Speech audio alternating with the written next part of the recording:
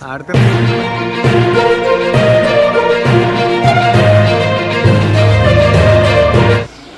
నమస్కారం అండి.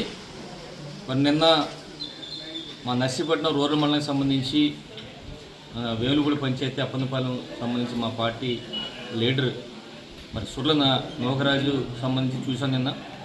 మొన్న స్థానిక ఎస్ఐ గారు రాజారావు గారు పుట్టిన సంగతి నిన్నంతా కూడా ప్రెస్ మీట్లో నిన్న ఆయన హాస్పిటల్లో ఉంటే వెళ్ళి ఆయన పరామర్శించి అవన్నీ కూడా చెప్పడం జరిగింది.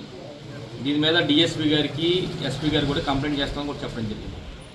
అంటే మేము నిన్న చెప్పింది ఏంటంటే చాలా దారుణంగా కర్రతోని కొట్టడమే కాకుండా బీజాల మీద తండం కాకుండా ఈ విధంగా చిత్రహింసలు పెట్టాడని చెప్పినప్పటికి కూడా మళ్ళీ నిన్న రాత్రి డిఎస్పీ గారు ఒక వీడియో రిలీజ్ చేశారు.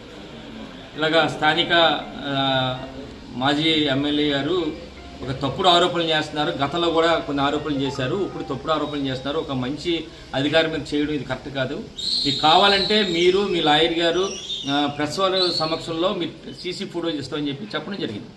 సార్ దానికి నిజంగా మేము కూడా హర్షిస్తున్నాం సార్. మేము ఎందుకంటామంటే నిన్నే చెప్పాం మేము. ఆయన కూడా ఎస్సీ గారు ఏమన్నారంటే ఇంతో మొన్న కొట్టేటప్పుడు నువ్వు కానీ కంప్లైంట్ చేసినా మీడియాకి ఇచ్చినా సరే నీ మీద ఏదో ఒక కేసు పెడతామని కూడా చెప్పడం జరిగింది. అదే విషయం నేను చెప్పాం.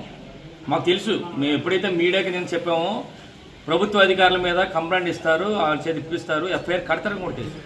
అది కూడా చూసాం. మొన్న 3:30కి జరిగితే సంఘటన నిన్న ఉదయం 7:30కి. అంటే ఎంత దారుణం అంటే పోలీసులు ఏ విధంగా మబ్బి పెడుతున్నారు మాకు తెలుస్తున్నాం. ఎందుకంటే అంటే మొన్న జరిగింది 3:30 జరిగితే 7:30కి ఎఫ్ఐఆర్ వేస్తారు నిన్న. ఇవన్నీ కూడా మీకు ఇక్కడ బాగుండొచ్చు కానీ అంటే మీ చేతిలో ఉంది కనుక లాంటి ఆర్డర్ హ్యాపీగా చేయొచ్చు. కానీ రేపు హైకోర్టు గారి దగ్గరికి వెళ్తాం, మేము హైకోర్టును ఆశ్రయిస్తాం, అక్కడ చెప్తారు కానీ ఇవన్నీ కూడా.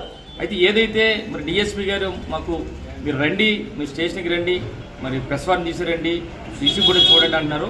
మేము ఇప్పుడు అవకాశం ఇవ్వండి సార్. ఈరోజు ఆదివారం 5వ తారీఖున మధ్యాహ్నం 3 గంటలకి నర్సీపట్నం మా రూరల్ పోలీస్ స్టేషన్కి రావడం జరుగుతుందండి. మా ప్రెస్ వారిని కూడా తీసుకొస్తాం, మా నాయర్ గారిని కూడా తీసుకొస్తాం. దయచేసి మీ ద్వారా డిఎస్పీ గారు చెప్పారు కనుక డిఎస్పీ గారిని మీ ద్వారా కోరేది ఏంటంటే 3 గంటలకల్లా మేము రూరల్ పోలీస్ స్టేషన్కి వస్తాం కనుక ఆ సీసీ ఫుటేజ్ ఏదైతే మీరు చూపిస్తా అన్నారో అది చూపించాల్సిందిగా కోరుకుంటూ నమస్కారం తెలుపుకుంటాం.